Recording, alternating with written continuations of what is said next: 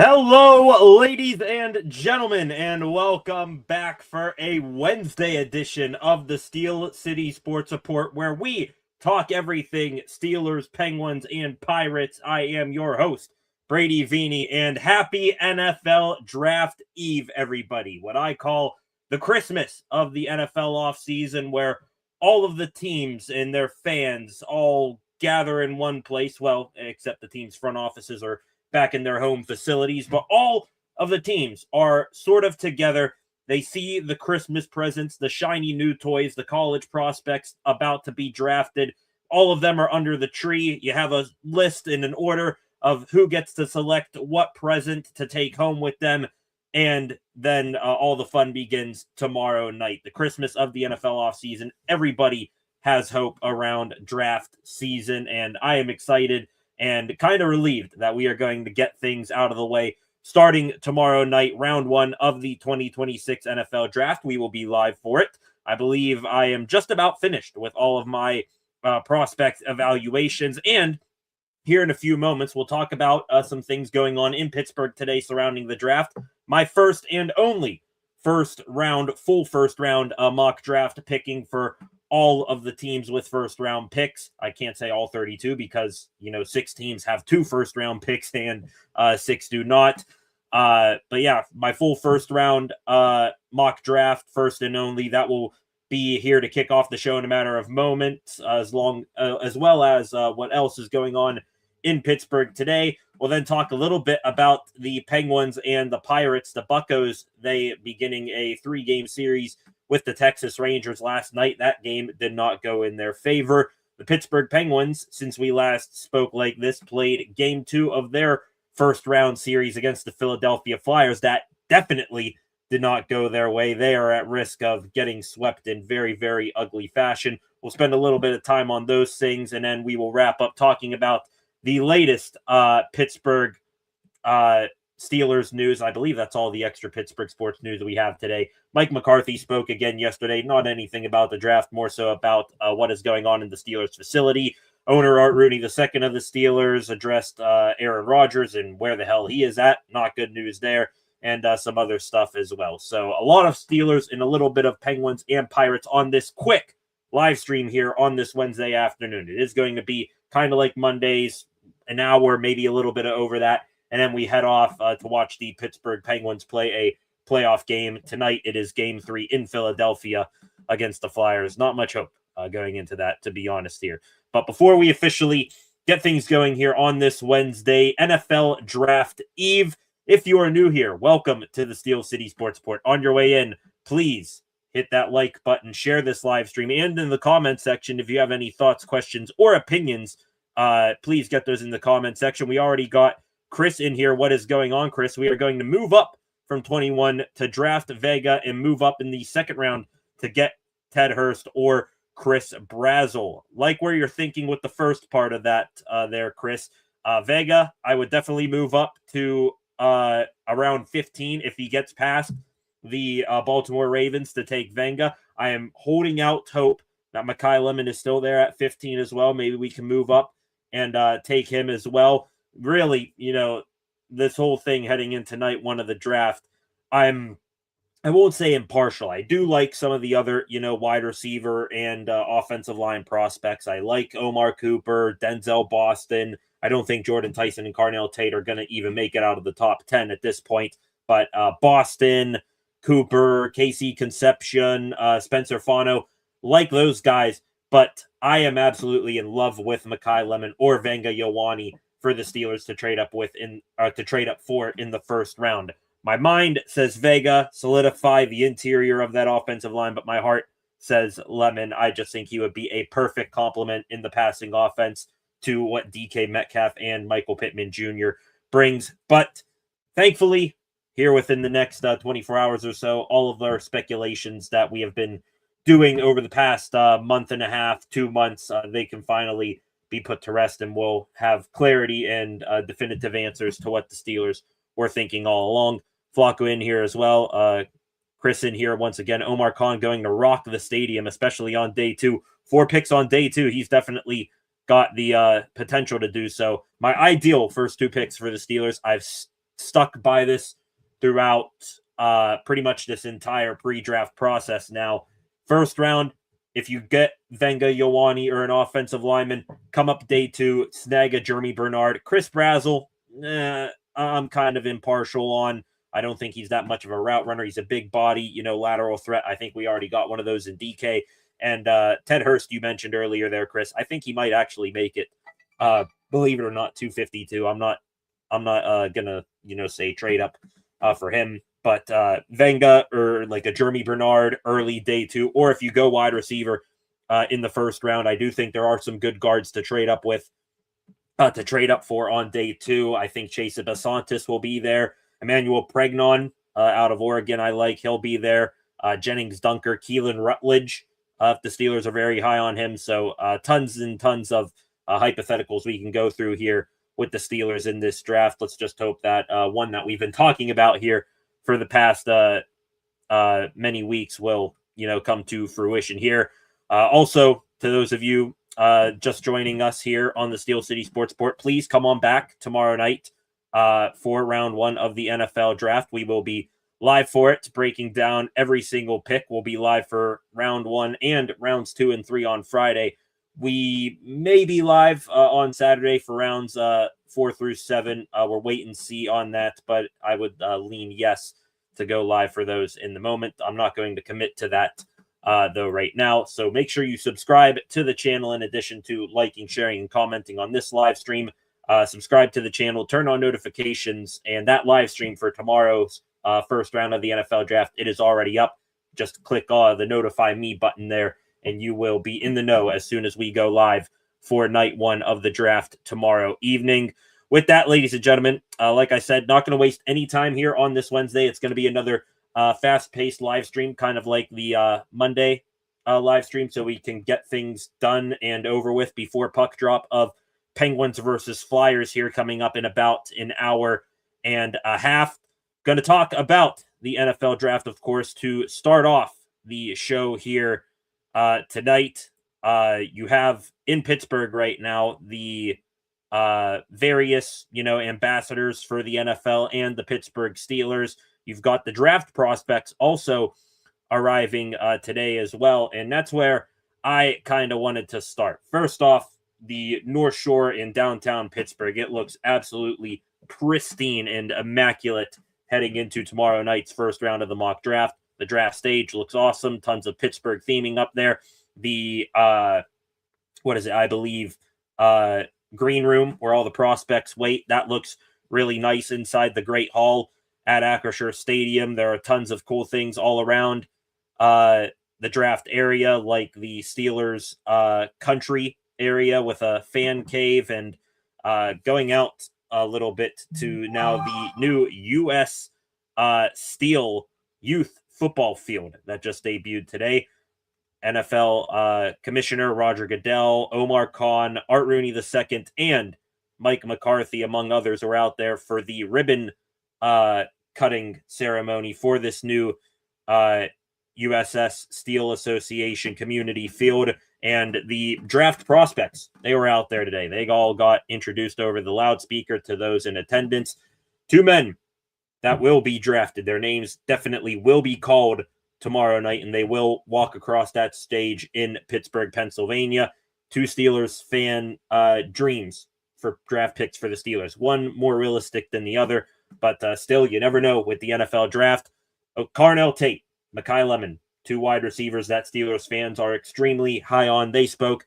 Carnell Tate said he has been impressed so far by the city of Pittsburgh and would love to get drafted by the Steelers. Mekhi Lemon, he spoke on his pre-draft visit with the Steelers, said that they really got to know me on the 30 visit. They seemed genuine, and everybody in the building was great. Also said that he is still good friends with Michael Pittman Jr., a USC Trojan connection right there. And Lemon talked about his combine podium session, and he said it was a learning experience. It's about how to carry myself more professionally. I didn't expect it to look like that, but I'll learn from it moving forward. I'm really hoping that tanked Lemon's draft stock and that he ends up falling into the Steelers trade up range, that 15 to 21 range there for the Steelers. I think it would be too much to jump up in front of the Ravens in that 11 to 13 range.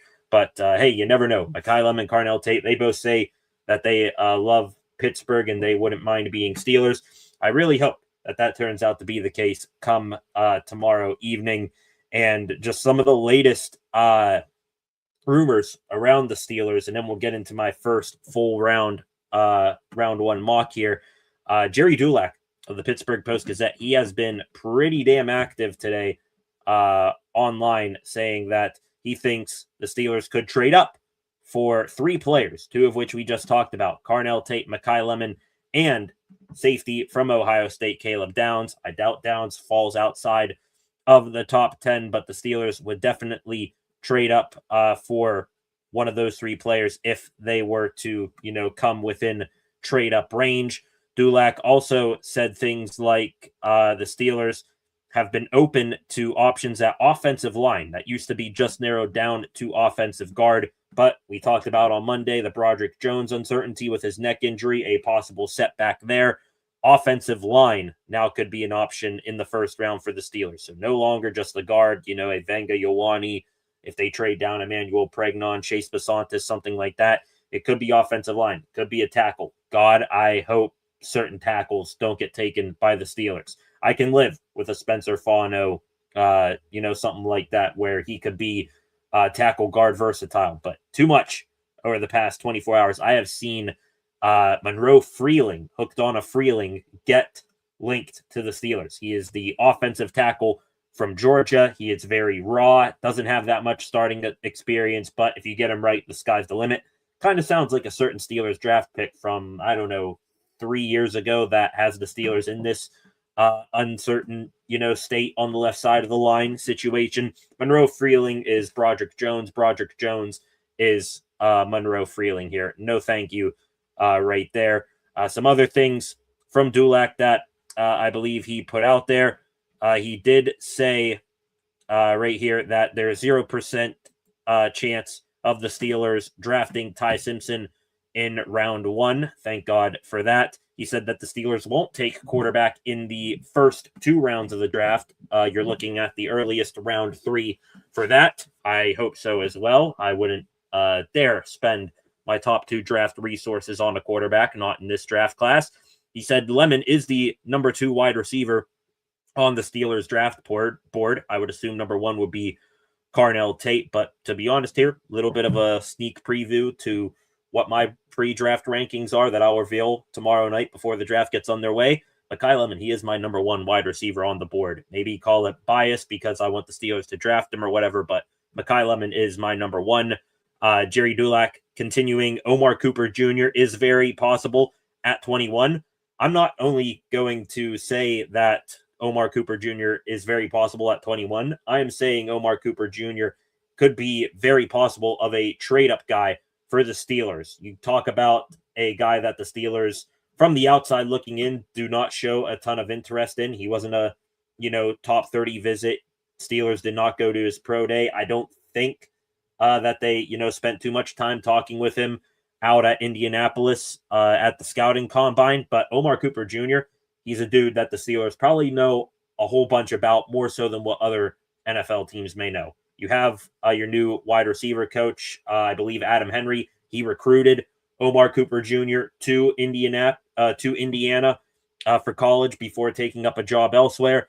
And Frank Cignetti Jr., former Pitt college staffer, brother of Kurt Cignetti Jr., he is also on the Steelers staff. He knows, I'm sure, from his brother everything there is to know about Omar Cooper Jr. So be on the lookout for OCJ at 21 or earlier for the Steelers. Last 2 things noticeable from Jerry Dulac and what he laid out in the Steelers draft plans from what he's hearing.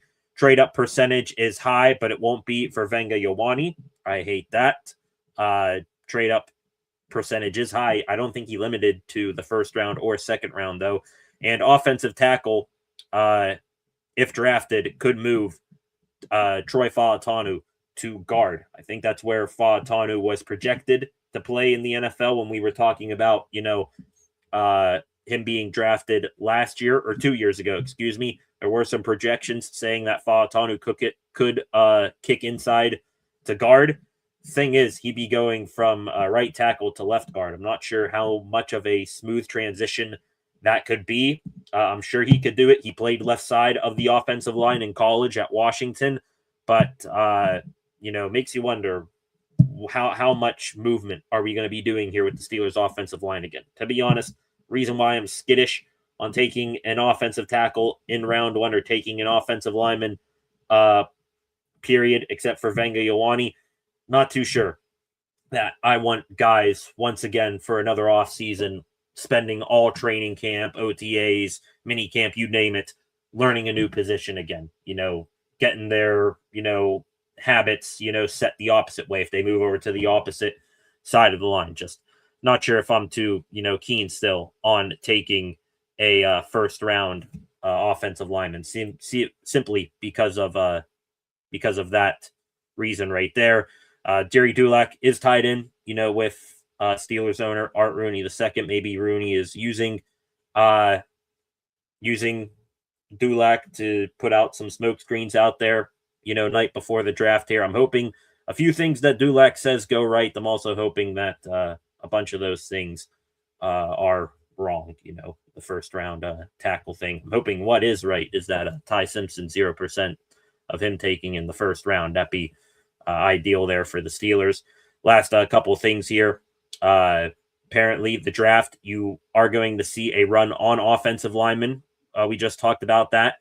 Jordan Schultz of the Schultz Report, formerly of Fox Sports, said that a consensus among many NFL executives and sources is that there will be a run on offensive linemen come Thursday night, tomorrow night. It will likely start in the 10 to 14 range. I'm hoping that Mekhi Lemon is still on the board when it comes to that range, because if you all of a sudden have a run on offensive lineman to where they go off bang, bang, bang, bang, bang, and Lemon, slides on down the board because teams are trading up to get offensive linemen, that would be great for the Steelers.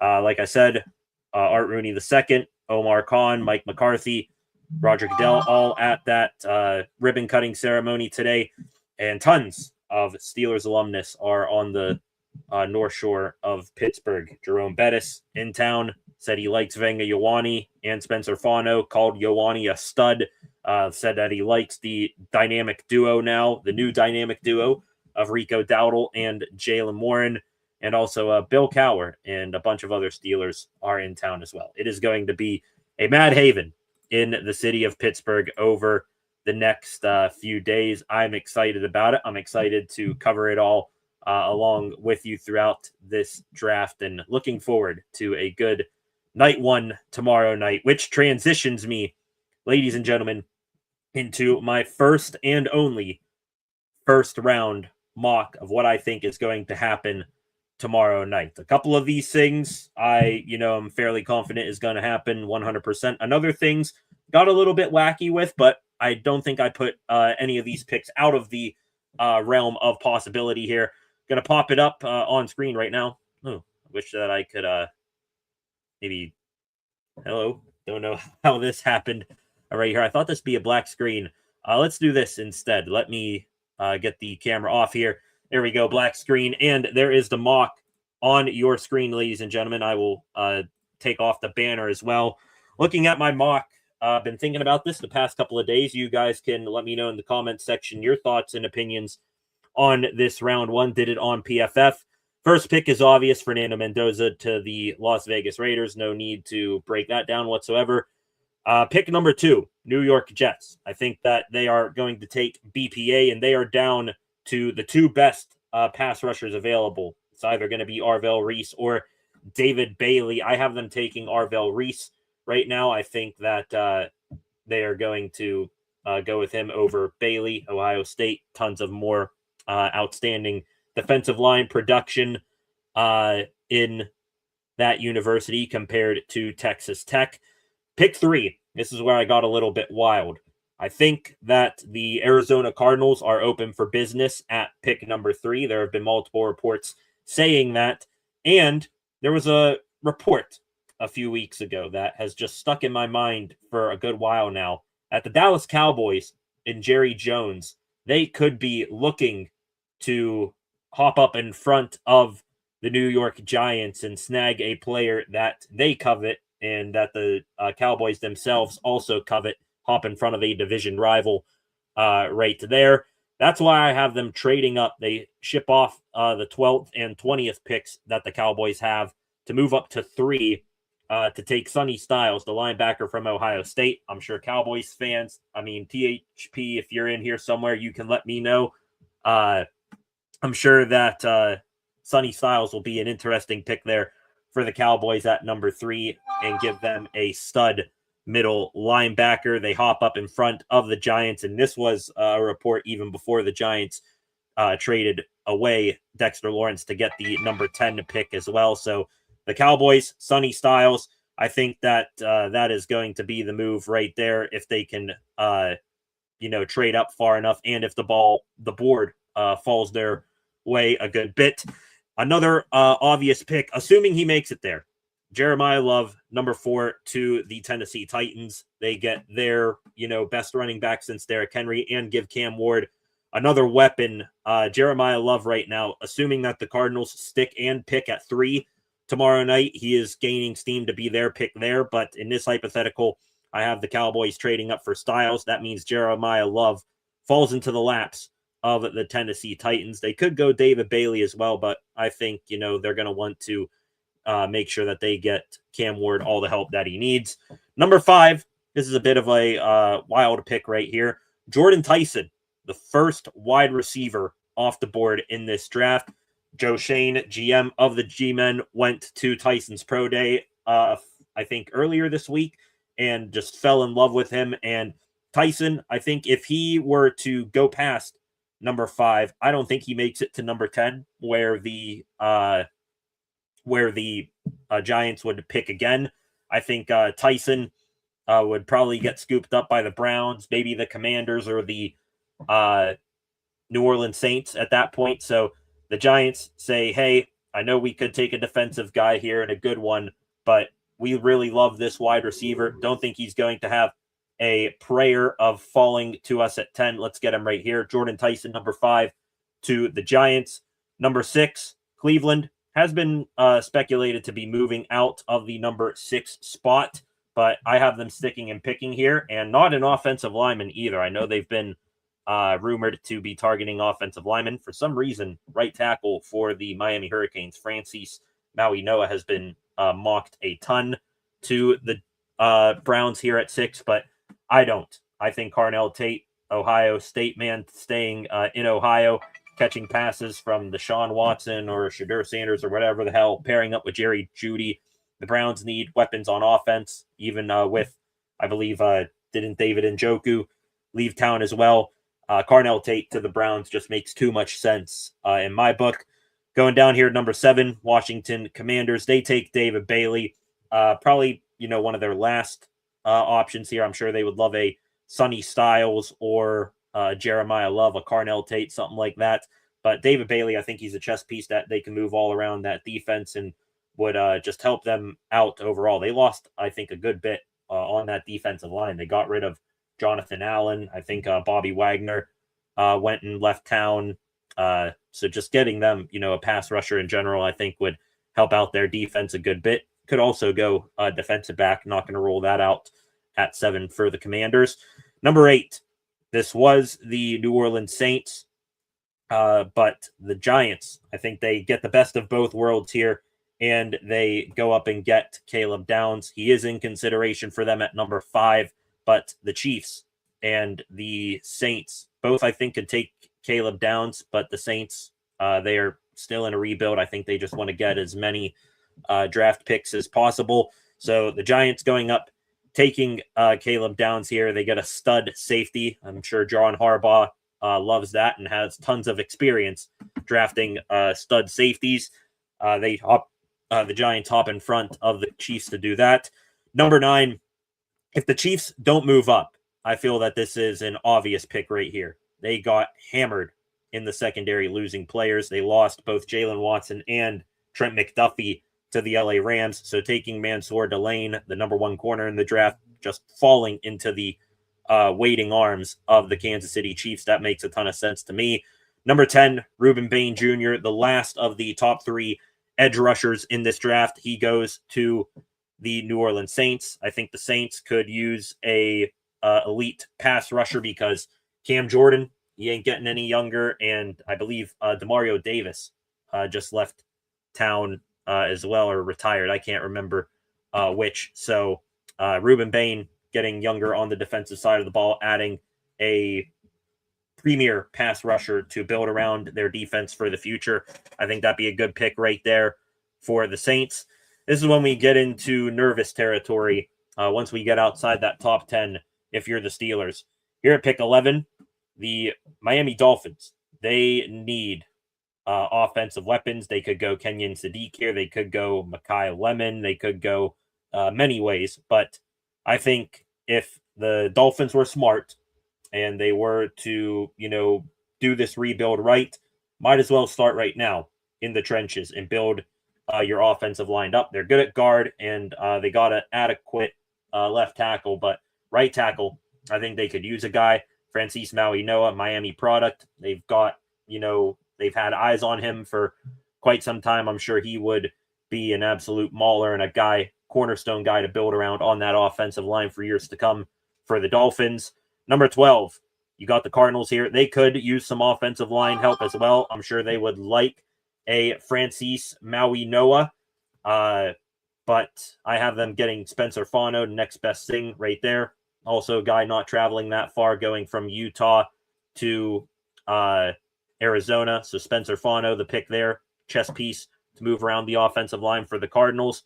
This is kind of like what I said about Jordan Schultz. I actually had this, believe this or not, I actually had this run here of 4 picks for the offensive linemen before I even saw that thing from Jordan Schultz. I think the Cleveland Browns, they make a play. They move up to 13 with the LA Rams, and they pay a hefty price too. If there was ever a team in this draft come tomorrow night that you think would, blow, their entire draft and then some, talking about picks in the 2027 draft, if there was ever a team to drastically overpay to get a team to move off of number 13 and go up and take an offensive lineman, it would be the Browns. And I think for multiple reasons, they love Caden Proctor. They have been known for super expensive trade-ups in the past. They want to hop in front of the Detroit Lions. And also, I kind of want to see someone trade up with the Rams to get them to move away from possibly picking Mekhi Lemon. So the Browns, they get their awesome wide receiver to pair with Jerry Jeudy and have a quarterback, whether it's Shedeur or Deshaun, to throw to. And they also get a stud offensive lineman, a big guy in Caden Proctor. And I think left tackle right now, after they rebuilt their whole offensive line from start to finish, I think Caden Proctor does a good job of filling in that final piece of the puzzle right there. Number 14, I know you all hate it in the comment section. I hate it too, to be honest. Venga Ioane, number 14 to the Baltimore Ravens. Just makes too much sense, to be honest. It's either going to be Venga or Kenyon Sadiq at 14 for the Ravens, and I am going to put, well, I'm not really going to put, but I would put a ton of money on one of those two men being the Ravens pick at 14. Here in this case, Venga Ioane going to take over one of those guard spots for the Ravens after they lost Tyler Linderbaum in free agency. Just makes too much sense for the Ravens there, and I absolutely hate it. This is when I have the Steelers making the move that I want to see, that you all want to see, and that they, I think, conceivably could make. You have that run on offensive linemen and Mekhi Lemon waiting there at 15. Steelers trade up with the Tampa Bay Buccaneers, move from 21 to 15. In this hypothetical, I think they can give up one of their third-round picks, whether that is pick number 85 or, 76 that they have. I don't think you're going to be able to get away with giving up your last of the third-round picks, but you give up your middle third-round pick, let's say, and maybe a fourth or something, move up 6 spots, take Mekhi Lemon from USC, and it's not like the Tampa Bay Buccaneers are going to be all all that in the wide receiver market. I mean, my God, they lost Mike Evans, but they still got Godwin, Egbuka, McMillan, and I'm sure they, could draft another guy in the middle rounds of this draft, and he'll turn into a stud. So getting Mekhi Lemon and trading up with the Buccaneers, they feel like a perfect trade partner. It makes all the sense in the world for the Steelers to do this. And then at 16 here, the Jets taking Omar Cooper Jr. from Indiana. Feels like the Jets have loved Omar Cooper Jr. for quite some time now, and them getting a premier pass rusher and a wide receiver to pair with Garrett Wilson makes too much sense right there. Back end of the first round here, pick number 17. The Detroit Lions do not get Caden Proctor, but they do get Monroe Freeling, the Broderick Jones of this draft, to develop. They already got Penei Sewell at right tackle, getting a developmental left tackle to follow in the footsteps of Taylor Decker, who has now moved on. I think that is a good move there for the Lions. Pick 18, probably out of all the mock drafts that you have seen, whether it's been me doing it, whether it's been, all the NFL insiders and fans doing mock drafts, aside from Fernando Mendoza, the consensus pick in this draft class has been Dylan Thieneman, safety from Oregon, to the Minnesota Vikings at number 18. And Thieneman, I think, and they believe, the Vikings, that is, he is going to be a heir to the throne of Harrison Smith, their longtime Pro Bowl safety right there. And Thieneman's going to slot in and fill those shoes gracefully. That is what I would think. Number 19, Carolina Panthers fans are happy. They get Kenyon Sadiq, tight end from Oregon. Already got a couple of decent tight ends, but they're just looking for pass catchers. They got Tet McMillan on one side, Xavier Legette on the other, Jalen Coker working the slot, and Kenyon Sadiq here as their fourth receiving option, maybe even their third. He could play some slot over Coker. I think that is where the Panthers could go. They either are going to go Kenyon Sadiq, I believe, or go with a defensive player of some kind. Pick number 20. They didn't take him with their first pick because they made that trade with the Cowboys. They get him with the second pick, though.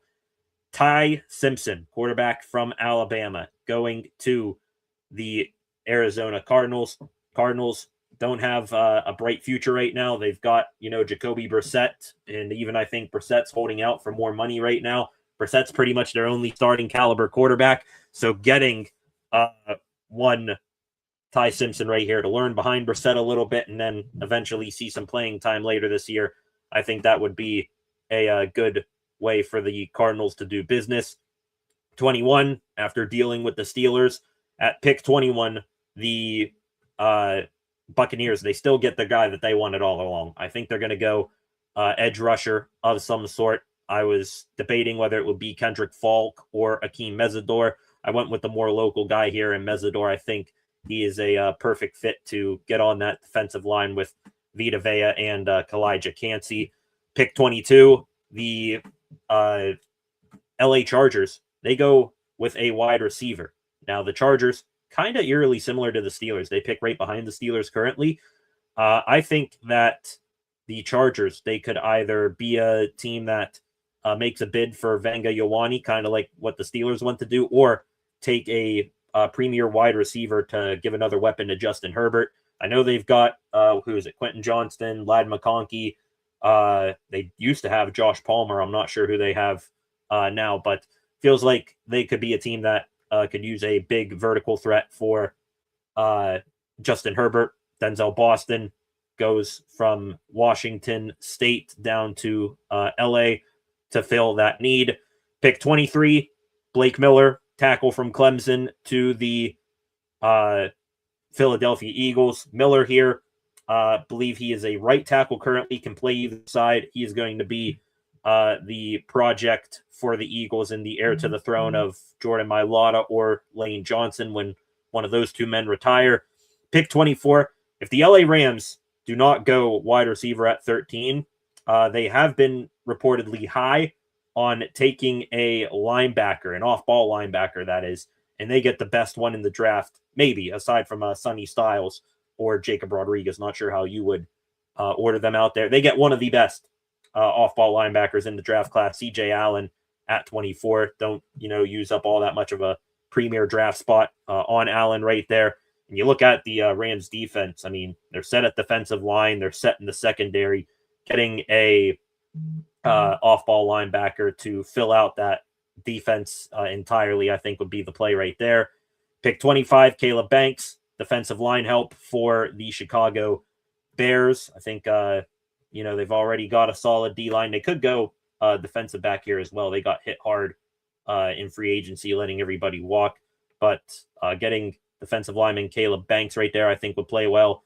Pick 26. Not sure how he'll do in the elements up there in Buffalo, but he would be a nice gadget guy for Josh Allen. Casey Concepcion to the Bills at pick 26. I think that would work out pretty well there, being a special teams guy and a excellent wide receiver for them.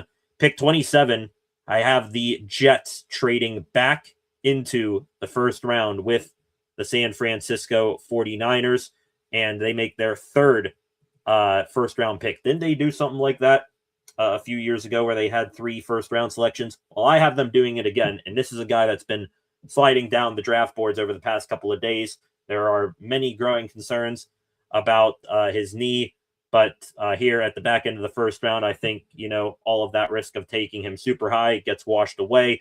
Jermod McCoy, corner from Tennessee, goes to the Jets. Pick 28, the Houston Texans. I mean, TJ Stroud, you're hoping that he is able to fix whatever the hell was going on with him to end last season, and they need to protect him in some way, shape, or form. Maxi Herniture here from Arizona State, Dude can probably play any spot on the offensive line, and he's a big guy, very athletic. I think that would work there for the Texans. Pick 29, the Chiefs get one of the better second-tier edge rushers in the draft, Keldrick Falk, out of Auburn, can play anywhere on the D-line and could eventually, maybe if he puts on a few pounds, fill in for one Chris Jones eventually. We'll have to wait and see. Pick 30, Miami Dolphins, all the wide receivers gone at this point. They take Colton Hood out of Tennessee to play corner because, I mean, hell, when you have, your starting corners be Storm Duck and some other guy that's slipping my mind right now, you need DB help. They also got rid of Minka Fitzpatrick as well. Defensive back help in any way, shape, or form for the Dolphins is needed in this draft. Pick 31, edge rusher craze continues. Could be multiple edge rushers at this point, but I got Zion Young out of Missouri. Feels like he'd be a good fit for the New England Patriots. And pick 32, the New York Giants, the G-Men. They make like their New York brethren, trading back up into the first round. Pick 32, there are tons of reports going out right now that the Seahawks, they got 4 draft picks in this entire draft. They need more. And trading out of their first round pick is pretty much a guarantee at this point. The Giants, who I don't think pick all that deep into the second round, they move up, get Caden McDonald, defensive tackle out of Ohio State, to help fill in with that Dexter Lawrence vacancy. I think that would be the move right there. And also he's got some camaraderie with Mr. Caleb Downs, who I had them taking earlier as well. So that is it right there. Looking right now at my first and only full round 1 mock draft for the Pittsburgh, or full first round mock draft for the entirety of the NFL. But the Steelers would be very pleased if the board fell this way here come tomorrow night. We'll see. I'm hoping, I'm praying, I'm sure all of you are as well. We'll see how many picks of these actually come true when we get to draft night tomorrow. If I could get out of these 32 picks, if I could get 6, maybe 7 or 8, I think I'd be happy. Don't think many of these trades are going to be realistic. I think more and more, as reports came after I was done putting this mock together, that Jeremiah Love is going to go 3 to the Cardinals. But some of these do feel like slam dunk picks. Others feel like they are very rational. So if I can get somewhere in the 6 to 7 range, maybe 8 of these draft picks correct heading into tomorrow night, I would be quite all right with that. What say you? Let me know in the comments section what your thoughts are on that mock draft. Please let me know in the comments section. Going to go to that comment section right now. We're done with the initial wave of Steelers talk. There's more of that coming up in the extra Pittsburgh sports news here in a couple of minutes, but do want to go back here to this comment section. You guys lighting up the comment section over the last little bit. I'll get to your thoughts now. Chris here. What about Chris Bell or Caleb Douglas? Chris Bell, he is the one out of Louisville, right? Has all the talent in the world. I just think injury is going to be a concern with him. Caleb Douglas out of Texas Tech. Think that he is a pretty fast guy, and you can find a niche role at the offense with him. Not sure if he has any special teams. I got to go back and look at his profile that I have put together as well. Flacco here, trying to remain positive, but I feel like everyone we like will be gone. I'm having that pit in my stomach feeling as well here, but gonna stay positive. You never know how the draft will work out. And Omar Khan and Andy Whittle, I think those guys have a good feel of how the draft board is going to shake out. And let's hope that they can make the right move at the right time, whether that's a trade or whether that is a trade back, a selection at 21. Who knows exactly. We're going to stay positive here. Stay positive. You're going to be delighted by who Omar Khan picks. I'm hoping so there, Chris. Got this comment here. I'd like Cole Payton in the later rounds, quarterback out of North Dakota State. Now, here's the thing. There's, with these, mid-round quarterbacks that the Steelers could take, I have a feeling that there is the one the Steelers are inevitably going to take. There's the legitimate developmental quarterbacks that, could be your future guy if Will Howard doesn't pan out. And then there's the guys that you could select that could find a role on this team at some point in their NFL careers.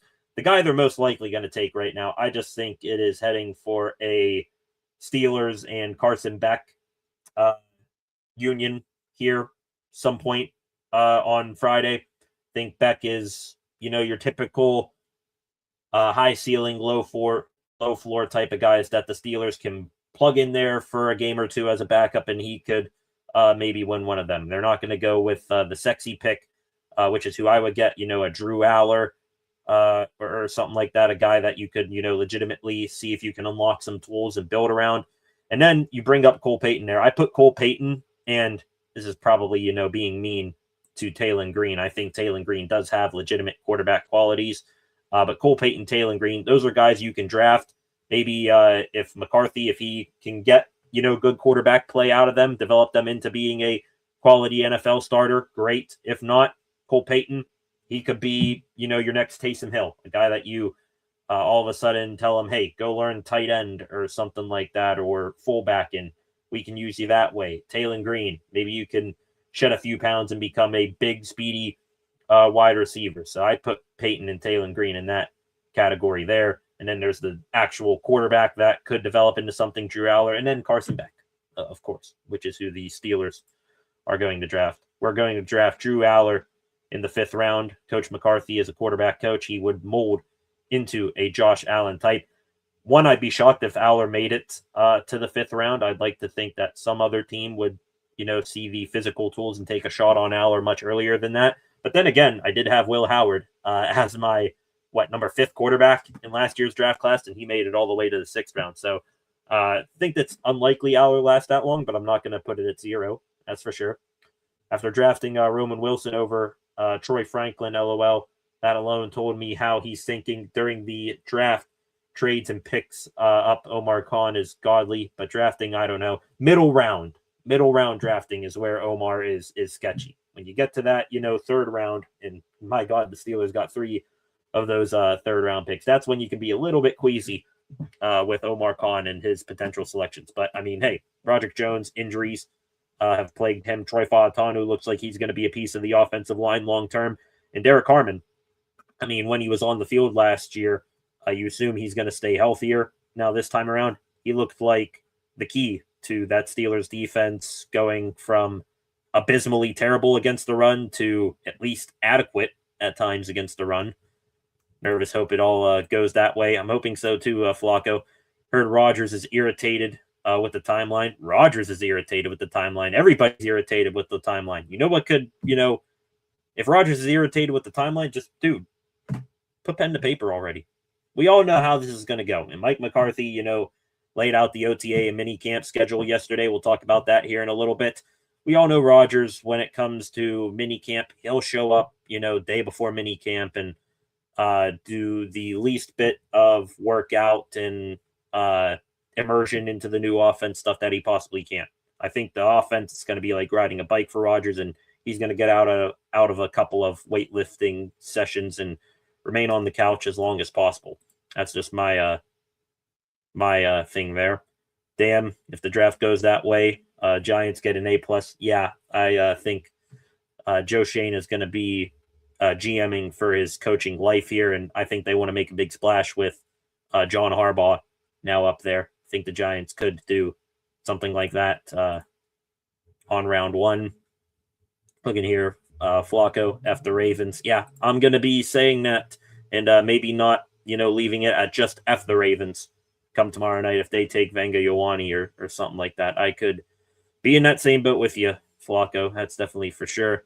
Tez Johnson also on the Bucks. Yeah, I forgot Tez Johnson. I know I hit the three main guys, McMillan, Egbuka, and Godwin, but I know they did have some underlying guys as well who were pretty damn good. Chris here, one more time. If we draft Akeem Mesidor in the first round, we are definitely trading Nick Herbig or Alex Highsmith. I mean, Herbig and Highsmith have both been rumored to be on the move. But Akeem Mesidor, I mean, I think he just naturally got got overshadowed by Ruben Bain, but is a legit pass rusher. I don't like seeing, project left tackles or project tackles in general and edge rushers in some of these mock drafts I'm seeing out there. I'm hoping that it doesn't go that way here, for being honest. But Akeem Mesidor, if they do end up trading someone, I won't be thrilled, but I won't be, totally pitchfork and torch angry at the pick either. Last thing here from Flacco, F the Flyers, F them tonight for what it's worth. I agree, Flacco, and we are going to hit turbo here on the rest of this live stream right now, and that is where we are going to head next. NFL draft talk for the most part out of the way, and the next time we will be in depth talking about the draft will be tomorrow night for round one of the 2026 NFL draft. Moving over to hockey, kind of like what Flacco was putting out right there. F the Flyers, indeed, because things are not going well right now, and that's putting it lightly for the Pittsburgh Penguins and this round one matchup with the Philadelphia Flyers.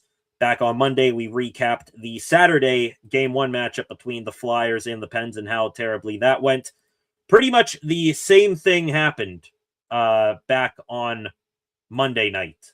Penguins, game two of their series against the Flyers. They had tons of famous Pittsburgh people in the arena. You had the Steelers, Will Howard, TJ Watt, Highsmith, Herbig, Freiermuth, Frazier, McCormick. All those guys were there taking in the game. They got the Let's Go Pens chant, and It's a Hockey Night in Pittsburgh chant started. Pat McAfee was also there as well. Hopefully, was hoping that, with all that Yinzer and Pittsburgh aura in the arena, that would will the Penguins on to a win. It didn't. It didn't whatsoever. It was 0-0 after the first period. Not a whole lot of offense to go around. There were only 7 total shots in the first period. It was just tons of hitting and post-whistle extracurriculars and all that. Second period, that is when the Pens fought hard, but it was the Flyers getting the bounces.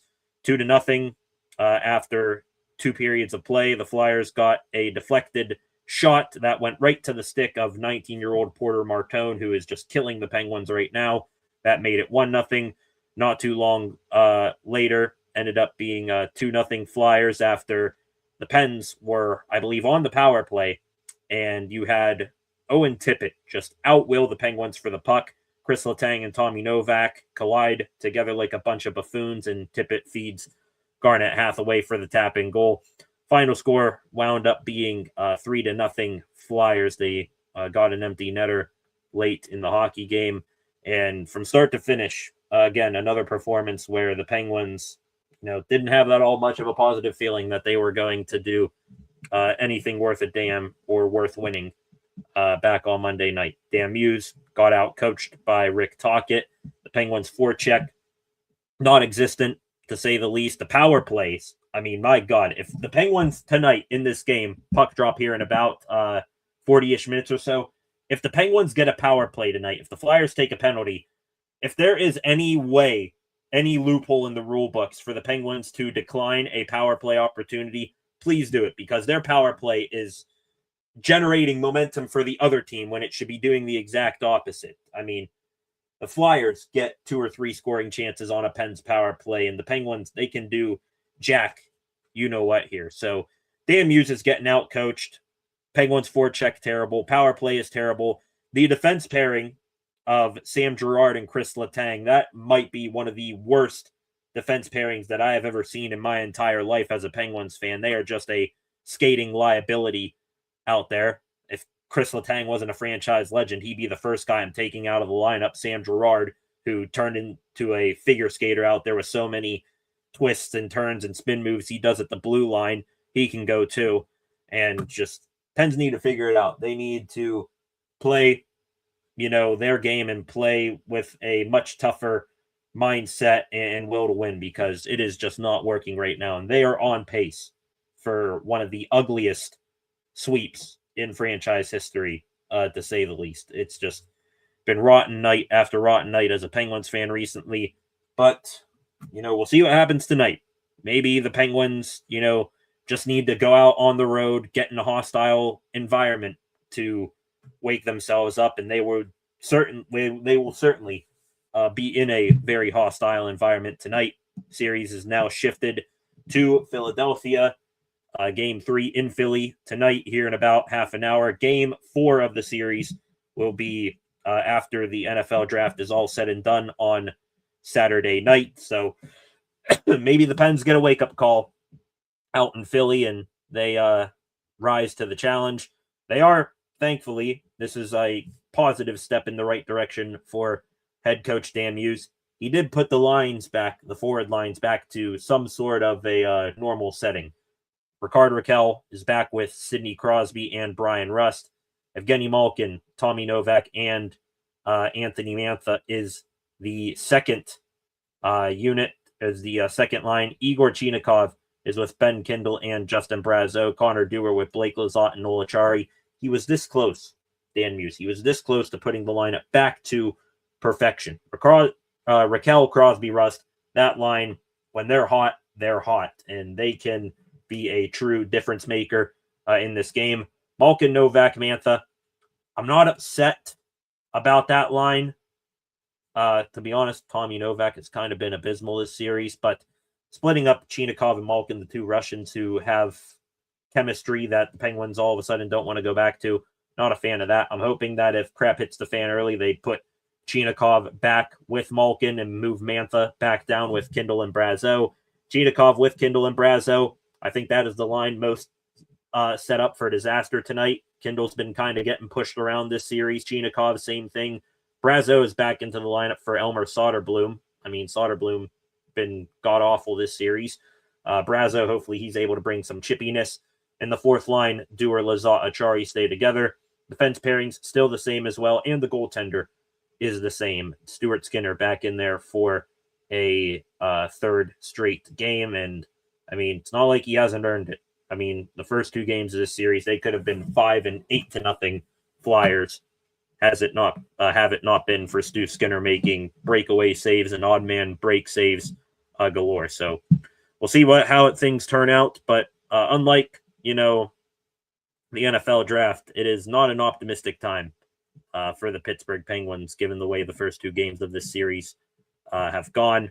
Commissioner of the NHL, Gary Bettman, he will also be in the building tonight for Flyers versus Penguins Game 3. He was in Pittsburgh for Game 2 of the series back on Monday and gave some hogwash BS answer about goaltender interference, saying that coaches just need to stop challenging the wrong ones. Well, Bettman, when you get Justin Brazeau tickling with his skate the leg of a goalie, and that gets called goaltender interference, but Erik Karlsson literally gets plowed into his old goaltender, and that doesn't, count as goaltender interference. I don't know what it is, and it sounds like Bettman is going to keep it that way. No sort of consistency or clarity to the rulebook in the NHL. I see. You got to love it.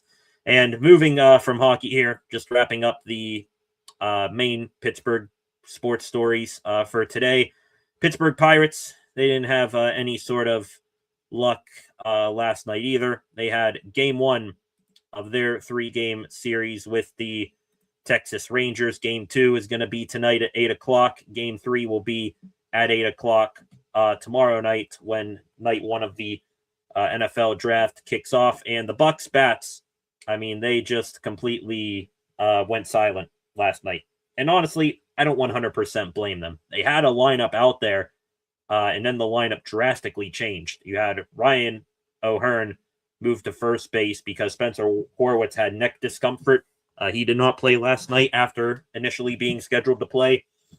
And Brandon Lau had left knee discomfort and was not in the lineup last night. So 2 of your, better hot left-handed bats over the past few games out of the lineup. That hampers your, offensive capabilities. You also see the Bucks pregame catching up to Andrew McCutchen right there. Game couldn't have started off any better for the Bucks last night. I mean, first few pitches of the game, O'Neal Cruz singles. He steals second, goes to third on a wild throwdown, and then Ryan O'Hearn brings him home for an RBI single. Little did we know that was it for the Bucks in the offensive department last night. Carmen Majinski didn't have a terrible outing. He just had 2 innings in which he really got touched up at the plate. Rangers scored 2 runs on him in the second inning off of 3 consecutive hits and a sacrifice fly. And then in the 5th inning, Majinski gave up a double, fly out, double, and single to bring home 2 more runs for the Rangers. He exited after 92 pitches, pitched 4 and a third innings pitched, 6 hits, 5 earned runs, 2 walks, 6 Ks. Wasn't terrible, but hits were just, finding holes for the good old Rangers there. Final score ended up being 5-1. Turning point in the game for the Rangers, or for the Pirates, I would say. O'Neal Cruz, I think in the 3rd inning, came inches away from hitting a 3-run homer and giving the Bucks the lead. But Evan Carter, outfielder for the Rangers, made an outstanding leap and robbing a home run of it going over the wall. So that sucked, and kind of had a feeling the Bucks weren't going to climb back from that, and they need to climb out of the basement of the NL Central right now. They're 13-10, the Buccos are, but still somehow, some way, last place currently in the division, because all teams in the NL Central right now over 500 with their records. The Reds in first place at 16-8. The Chicago Cubs, who the Bucks took 2 out of 3 from a few weeks ago, 14-9. St. Louis Cardinals 14-9. Milwaukee Brewers 13-9, and the Buccos 13-10. So I would be happy if the Bucks just treaded water right now. If they don't go into any sort of a losing streak, if they can, get a win tonight against the Rangers, maybe sneak one out, just keep on taking 2 out of 3s, splitting 4-game series. They can just tread water, keep pace right now with the rest of the teams in the NL Central. I think sooner or later, two or 3 of these teams are going to come crashing back down to reality and have a long losing streak. Let's just hope that the Pirates are not that team. Did you have Andrew McCutchen popped up on your screen right now? Kutch, no sort of goodwill between he and the Pirates right now. You see Kutch all smiles right there, talking with Don Kelly, Matt Haig, hitting coach, talked with Brian Reynolds, and even the guy that replaced him, Marcelo Zuna, pregame.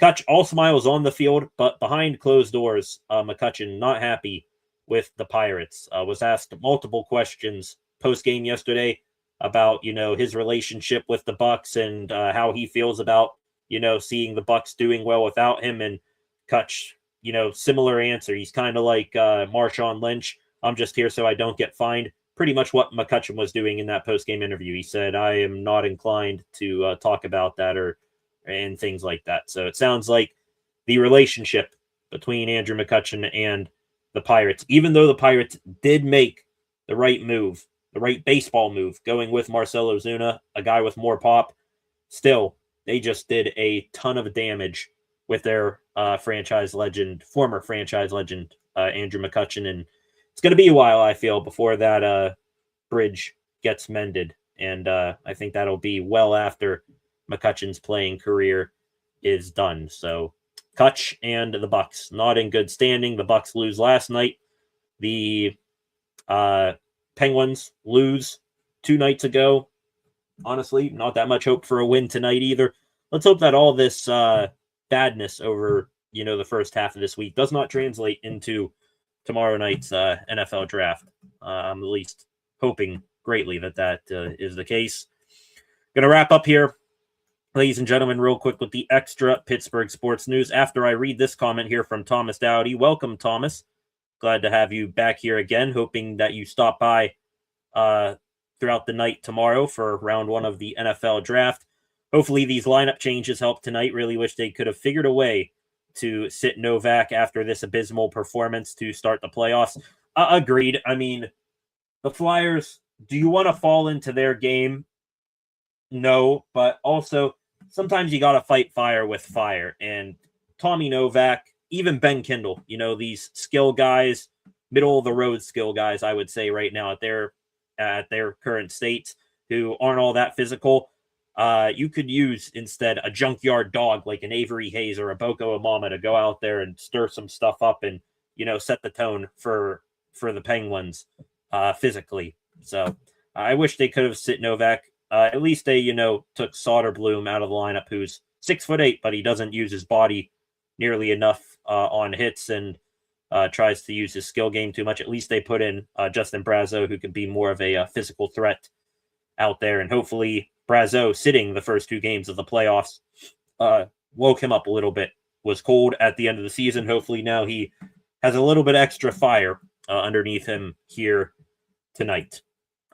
Gonna wrap up the show here now, ladies and gentlemen, with our extra Pittsburgh sports news of the last 48 hours since we last spoke on Monday, and pretty much all of it is on the Pittsburgh Steelers. Mike Tomlin, he has found new employment, and I think it is now clear that his coaching days are done. Tomlin getting hired by NBC to be a top studio analyst on Sunday Night Football. Tomlin going to be on Football Night in America. Be prepared, everybody, now for the Steelers to have at least 2, maybe even 3 Sunday Night Football games this upcoming season, making sure that Tomlin covers his old team because, ratings. But Tomlin going to NBC per Andrew Marchand of ESPN, Sunday Night Football. It's not like it hasn't been subtly hinted either. Tomlin's been on been at tons of sporting event games, an NBA game between the Knicks and Warriors. He was at a Atlanta Braves baseball game not too long ago. Both of those games were aired on NBC. So they've been knowing this. I'm pretty sure they've had it in their back pocket for quite some time now. Moving from the old Steelers head coach to the new Steelers head coach, Mike McCarthy spoke again yesterday after he and Omar Khan jointly spoke on Monday. McCarthy's press conference yesterday, more along the lines of what's currently going on in the building and the football activities going on, and not so much the draft. McCarthy began his press conference saying that the coaching staff has done an excellent job of pushing a high volume of information into the players over the last 2 weeks. And by the time OTA breaks, he aims to have all players knowing their roles and how they fit into the new schemes. McCarthy also dropped a far in advance scheduling nugget saying that the first padded practice in Latrobe is set for August 3rd. We haven't even gotten through OTAs and mini camp yet, but we're already scheduling padded practices in Latrobe. Latrobe, honestly, is what I am most intrigued to see with McCarthy, if we're being honest here, because you have Tomlin, who pretty much did the same routine thing year after year, 7 shots, 1-on-1, 7-on-7, all that. I am more interested now in Latrobe than I have ever been, because will 7 shots stay a thing? What will be different? That's going to be fun to break down and dissect when we get to Latrobe here in a few months. McCarthy then got into Aaron Rodgers, and Rodgers, very much a talking point over the last 24 hours. McCarthy said he is giving Rodgers his space to make a decision, and right now it's just Mason Rudolph and Will Howard. The exact quote that McCarthy gave on Rodgers about what point he expects Rodgers to join the offseason program, and if it'll take him any time to get up to speed. McCarthy's quote here: "I think Aaron is probably more in tune than what we would realize, but I have confidence in where he would be the day he would arrive, if that's his decision. What I've learned through instituting an off-season program, there are benefits of periods where your veterans aren't here. When we're talking about the quarterback position, this is a very beneficial time for Will and Mason right now. They split all the reps the last 2 days," and I believe McCarthy continued on saying he has no doubts or perceived issues that Rodgers is going to, take a long time to pick up the playbook if he comes back, more like when, for being honest here. He then gushed about a few other players, did McCarthy, said that DK Metcalf, a top-notch skill set, first time coaching Metcalf for McCarthy, said the defensive line is the biggest in terms of size that he's ever coached. Gave a shout-out to Keanu Benton and Y.A. Black for their position flexibility. And he spoke on the position flexibility again, really hammering home that it is essential in today's football that players have the ability to play multiple positions, especially on the offensive and defensive lines. So be keeping that in mind when we go through this draft over the next 3 days. Steelers, when they draft a player, got to look up, all right, what all positions can they play? Because I think that is going to be heavily influential in the Steelers draft picks here. If these picks can play multiple spots other than where they primarily play.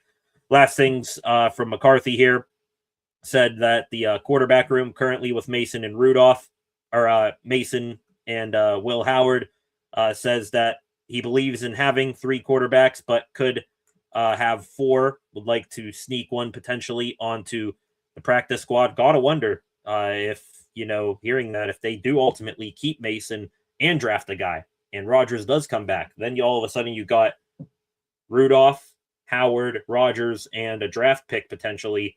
Who of that, set, obviously not going to be Rodgers, who of that set gets, sneaked onto the practice squad? We'll have to wait and see there. And the last thing there, he did give out a subtle schedule of what OTAs and minicamp is going to look like. He broke it up, oddly enough, this time. Usually you have the OTAs and then minicamp. McCarthy said that 5 OTA sessions will begin the process of everybody coming back together. Then 3 days of minicamp, followed by 4 more days of OTAs. McCarthy said it's designed that way because he believes the most install can be done in 8 sessions, and progress will dictate itinerary of the last OTAs, which he says largely is to help the younger players. I believe that 3-day minicamp right there after the 5 days of OTAs, somewhere in that time frame, you're going to see Aaron Rodgers come back to the Steelers, kind of like what he did last year. And speaking of Rodgers, that brings us to Art Rooney, the most beloved Steelers owner of our time, who people are putting on the same pedestal as Bob Nutting nowadays, maybe even worse than Nutting. Rooney had a sit-down interview with Bob Pompiani of KDKA for CBS Pittsburgh, and Rooney walked back pretty much everything that he said about Aaron Rodgers and his return time frame back at the NFL League meetings a few weeks ago. He said that he no longer is expecting Rodgers to give an answer before the draft, and he does expect it to happen soon, but said that Rodgers is not expected to make a decision before the draft, and Rooney doesn't really know when exactly it will be. So glad that the Steelers, who are, supposed to be this tough team first, not, quartering the player franchise, glad that they're still courting around and waiting for this 42-year-old quarterback that nobody else besides them really, really wants. Rooney continued on another radio show saying, I wish I could tell you we're at the end of the discussion, but we're still talking to Aaron and he's still deciding what he wants to do. I think we're close. He kind of told us his time frame and what he's going to be up to over the next couple weeks. I think he'll have an answer soon. To me, that answer right there doesn't sound like it's going to come in the next couple of weeks either, that Rodgers decision. So we'll be getting an Aaron Rodgers decision before minicamp starts probably. Speaking of Steelers players, all of them back working on the field yesterday in helmets. Will Howard, Mason Rudolph doing their thing. Got our first look at some new Steelers. Michael Pittman Jr., Jaquan Brisker, Rico Dowdle. Those guys look absolutely sick. And wrapping up here with some loose end notes, not particularly, relating to the Steelers. Mentioned in my mock draft earlier, you guys saw I had the Giants trading up with the Seahawks at pick 32 to make a first-round selection. The Seahawks are indeed doing that per their GM, John Schneider. Could that be trade-up territory for the Steelers? You wonder as well. Maybe a Casey Concepcion slips to the back end of the first round and the Steelers trade up with them to get a fifth-year option at the end of the first. Maybe Jermod McCoy, who could be an excellent safe or a corner for the Steelers. I believe the Steelers met with him at the Combine, maybe even had him for a top 30 visit. He could be a guy that the Steelers say, all right, we want to secure our corner room for the next half decade. Let's go get McCoy. Anybody could trade up to 32 is what I'm hinting at there. Cool thing with the draft too, by the way, aside from, how it looks and all that, really, really going to be a hell of an atmosphere in Pittsburgh tomorrow night and all weekend long. Pick 57 in this draft will be the Heinz Mr. 57 draft pick of the NFL draft. Whoever gets picked at number 57 will get a custom red jacket from Heinz Ketchup, and they will get a Ketchup for Life partnership with Heinz. That would be sick. All of a sudden, can I learn to play football and get on teams' draft boards within the next 24 hours? I want to be Mr. 57, get a lifetime supply of ketchup. Last three things here. Hilarious. Cowboys COO Stephen Jones said that George Pickens will play under the franchise tag this season and that there won't be any long-term deal negotiations. So George Pickens going to be forced to play on the $27.3 million franchise tag. Don't think Pickens is going to like that. Tell me that just, starts or throws a match into a powder keg of Pickens blowing up there in Dallas. That will be hilarious. The Cowboys did get a long-term deal done, though, with someone else. That is their kicker, Brandon Aubrey. He, a couple days ago, signed a 4-year, $28 million deal with the Cowboys. So what does that have to do with the Steelers? Nothing, except for it maybe driving up the price tag on a Chris Boswell contract extension someday. And the last thing here, the Baltimore Ravens, they got good news a couple days ago, I believe on Monday when we were done live streaming. Ravens defensive tackle Nnamdi Madubuike, who suffered a season-ending and career-threatening neck injury in Week 2 last year. He underwent neck surgery last week and is believed to be able to resume playing at some point this season. Good for him, but bad news that the Ravens, in addition to signing Trey Hendrickson, they're also going to get Madubuike, their top interior defensive lineman, back in the fold here. So apologize. No water in this room and getting a little bit hoarse right now. Going to wrap things up there, ladies and gentlemen. I want to thank you all for joining me here this evening. Concepts, shout out to you for stopping on by. Took my dog for a hike and a run. Sounds very, very, very, very refreshing and soothing there. Gonna go maybe do some of that with my dogs later this summer. See you on draft day tomorrow, Concepts. Appreciate you stopping by. Flacco here. Yuck. Hate ketchup. smells and tastes so bad, mayonnaise is better. Just a fun fact about you. Maybe it's a northern thing. I mean, here in Western Pennsylvania, Flacco, we grew up with Heinz Field and putting Heinz ketchup on anything. And if you used anything other than Heinz ketchup as ketchup, then you were doing it wrong. So we like Heinz ketchup up here, but hey, it's not for everybody. I get it. I mean, mayonnaise, I tolerate it, but it's, not my favorite thing. I much rather, prefer Miracle Whip. But hey, everybody's got their own preferences here. And I'm sure we all have our own preferences heading into night one of the draft tomorrow night, hoping that you all come back and join us tomorrow night. It should be a hell of a night here on the channel, and hoping and praying Venga Ioane, Spencer Fano, or a wide receiver that we all, can get behind. Please. I'm hoping that, some work from the football gods up above is working in the Steelers' favor, and that we're not sitting here pissed off by the time we hit 2 hours into the live stream tomorrow, because all of our favorites are gone off the board. So that's going to do it here tonight. We'll be back live tomorrow night for first night of the 2026 NFL draft. In the meantime, like Flacco says, let's go Pens. Please do something. Do not look like the team in the first two games of the series. I'm begging you, please show some sort of life, because I do not want to be going into tomorrow night's draft with a sour taste in my mouth of knowing that the Pens are going to get swept in 4 games. So that's going to do it tonight. Thank you all. Have a good rest of your Wednesday night. Like this live stream, share this live stream, leave a comment in the comment section after the fact, subscribe to the channel, turn on notifications, and at some point later on tonight, a new edition of SCSR 60 will come out. I have it recorded. Going to finish, editing it all together now before the Pens game. It'll probably be out sometime around the first intermission of the Pens game here tonight. Have a good rest of your Wednesday night. See you guys back here for the NFL draft tomorrow night. Should be a fun one. Peace.